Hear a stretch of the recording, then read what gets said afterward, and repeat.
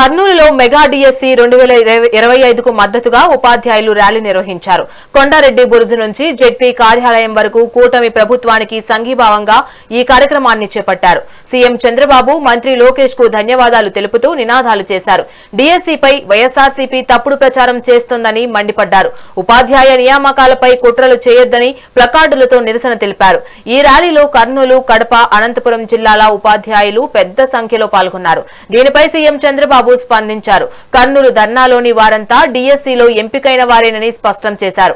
గొడ్డలి పార్టీ చేసే నష్టంతో టీచర్లు ఐక్యత చాటారని తెలిపారు.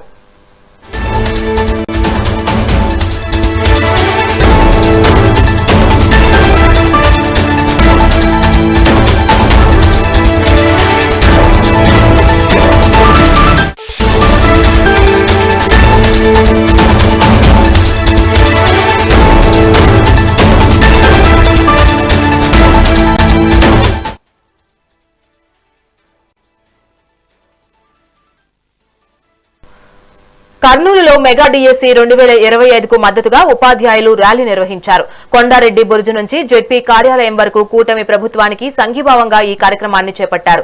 సీఎం చంద్రబాబు, మంత్రి లోకేష్ కు ధన్యవాదాలు తెలుపుతూ నినాదాలు చేశారు. డిఎస్సిపై వైఎస్ఆర్సీపీ తప్పుడు ప్రచారం చేస్తోందని మండిపడ్డారు. ఉపాధ్యాయ నియామకాలపై కుట్రలు చేయొద్దని ప్లకార్డులతో నిరసన తెలిపారు. ఈ ర్యాలీలో కర్నూలు, కడప, అనంతపురం జిల్లాల ఉపాధ్యాయులు పెద్ద సంఖ్యలో పాల్గొన్నారు. దీనిపై సీఎం చంద్రబాబు స్పందించారు. కర్నూలు ధర్నా లోని వారంతా డిఎస్సిలో ఎంపికైన వారేనని స్పష్టం చేశారు. గొడ్డలి పార్టీ చేసే నష్టంతో టీచర్ల ఐక్యత చాటారని తెలిపారు.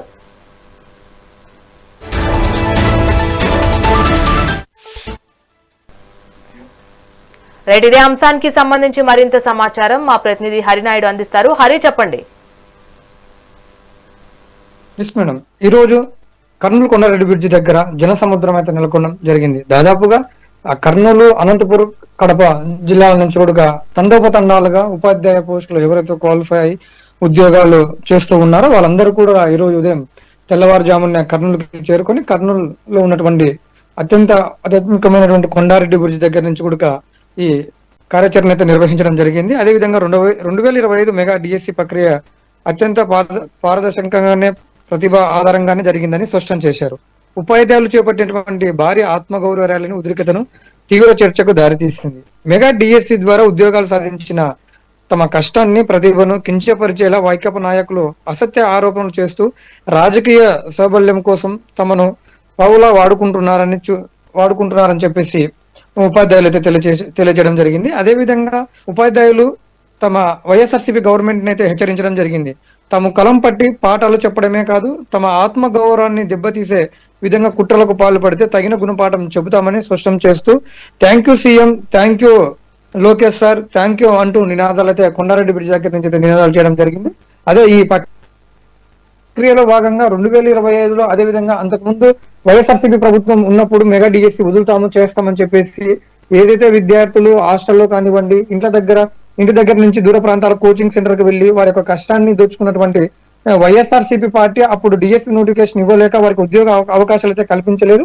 ఏదైతే కూటమి ప్రభుత్వం అధికారంలోకి వచ్చిన తర్వాత ఈ మెగా డిఎస్సిని అయితే వదిలి ఆ మెగా డిఎస్సి లో ఎవరైతే అత్యంత మార్కులు సాధించి అదేవిధంగా వాళ్ళ ఉపాధ్యాయ పోస్టులు సాధించిన వారు ఈ రోజు హ్యాపీగా వ్యవసాయం చేసినటువంటి కుటుంబ సభ్యుల నుంచి కూడా దాదాపు ఒక్కరు, ఇద్దరు అలా ఒకే ఇంట్లో నలుగురు, ముగ్గురు కూడా మెగా డిఎస్సి లో క్వాలిఫై వారి యొక్క ఉద్యోగాలు హ్యాపీగా చేసుకుంటున్నటువంటి సందర్భంలో ఈ రోజు వైఎస్ఆర్సీపీ పార్టీ కేవలం రాజకీయ ప్రాబల్యం కోసమే ఈ దగా డిఎస్సి అంటూ ప్రతి జిల్లాలో, ప్రతి మండలాల్లో కూడా ధర్నాలు చేస్తున్నటువంటి ప్రచారాన్ని చూస్తే చాలా దారుణమైనటువంటి పరిస్థితి అని చెప్పేసి అయితే అభ్యర్థులు ఎవరైతే ఉద్యోగ అవకాశాలు సాధించారో ఆ ఉపాధ్యాయులు అయితే తెలియజేస్తూ ఉన్నారు. అదేవిధంగా ఈ వైఎస్ఆర్సీపీ ప్రభుత్వానికి ఇప్పటి నుంచి కాదు, ఫస్ట్ లో నుంచి కూడా వారి యొక్క పార్టీకి ఎవరినైనా సరే బలి చేయడానికైనా సరే ఆ నాయకులు వెనకాడరు. తల్లిని, చెల్లిని, అదే విధంగా సొంత బాబాయిని ఏ విధంగా అయితే వారి యొక్క పార్టీ ప్రభావాల కోసం వారి పార్టీని అధికారంలోకి తెచ్చుకోవడానికి శవ రాజకీయాల్లో అయితే ఏ విధంగా చేసినారో అదే విధంగా అలాంటి రాజకీయాలు ఇప్పుడు వారి యొక్క కూటమి ప్రభుత్వానికి చెడ్డ పేరు తీసుకురావాలని ఒక ఆలోచన విధానంతో ఈ దగా డిఎస్సి అనే కార్యక్రమాన్ని వైఎస్ఆర్సీపీ నాయకులు నిర్వహించి ఈ విధమైనటువంటి అసత్య ప్రచారాలు చేయడం సరైన పద్ధతి కాదు అని చెప్పేసి కూడా ఉపాధ్యాయులు తెలియజేస్తూ ఉన్నారు. అదే విధంగా ఉపాధ్యాయులు వైఎస్ఆర్సీపీ పార్టీని హెచ్చరించడం జరుగుతూ ఉంది. ఇలాంటి ఏదో నీచమైన రాజకీయాలు విద్యార్థుల పైన అదే విధంగా ఉపాధ్యాయుల పైన చేసినట్లయితే కూడా మేము ఊరికే ఉండము, మా సత్తా ఏంటో మేము చూపిస్తామంటూ ఉపాధ్యాయులు అయితే కర్నూలు కొండారెడ్డి బ్రిడ్జి సాక్షిగా అయితే కూడా వైఎస్ఆర్సీపీ పార్టీకి వారి యొక్క తీవ్రమైనటువంటి కండిషన్ అయితే తెలియజేయడం జరిగింది. అదే విధంగా ఇలా ఏదైతే ఉందో ఈ వైఎస్ఆర్సీపీ పార్టీ ఉదయం లేచినప్పటి నుంచి ప్రతిరోజు ఏదో ఒక శివ రాజకీయాలు చేయడం, అదే విధంగా ఒకరిపై నిందలు వేయడం, అదే విధంగా ఆంధ్రప్రదేశ్ రాష్ట్ర ముఖ్యమంత్రి అయినటువంటి నారా చంద్రబాబు నాయుడు గారి పైన, లోకేష్ గారి పైన, పవన్ కళ్యాణ్ గారి పైన కూడా ప్రతిరోజు బురద చల్లే రాజకీయాలు చేయడం సరైన పద్ధతి కాదు అంటూ ఈ మెగా డిఎస్సి అనేది దగా డిఎస్సి అయితే కాదు, ఎక్కడ వీటిలో ఇలా తప్పులు జరగలేదు. ఎవరైతే ఈ మెగా డిఎస్సి లో ఉద్యోగ అవకాశాలు అయితే సాధించారో వాళ్ళందరూ కూడా కష్టపడినటువంటి వాళ్ళ యొక్క కష్టానికి తగ్గట్టుగా ఫలితం అయితే వచ్చింది. కానీ ఎక్కడ కూడా ఈ అసత్య ప్రచారం వైఎస్ఆర్సీపీ చేస్తున్నటువంటి అసత్య ప్రచారాలు ఎవరు కూడా రాష్ట్రంలో నమ్మవద్దని చెప్పేసి ఉపాధ్యాయులు అయితే తెలియజేస్తూ ఉన్నారు. ఇలాంటి ఆలోచనలు వైఎస్ఆర్సీపీ పార్టీ మానుకుంటే భవిష్యత్తులో ఏదైనా ఒక అవకాశం వాళ్ళ పార్టీకి ఏదైనా ఒక అవకాశం అయితే ఉంటుంది. కానీ ఈ విధమైనటువంటి అసత్య ప్రచారాలు చేసుకుంటూ ఉదయం లేచినప్పటి నుంచి ఏదో ఒక విషయం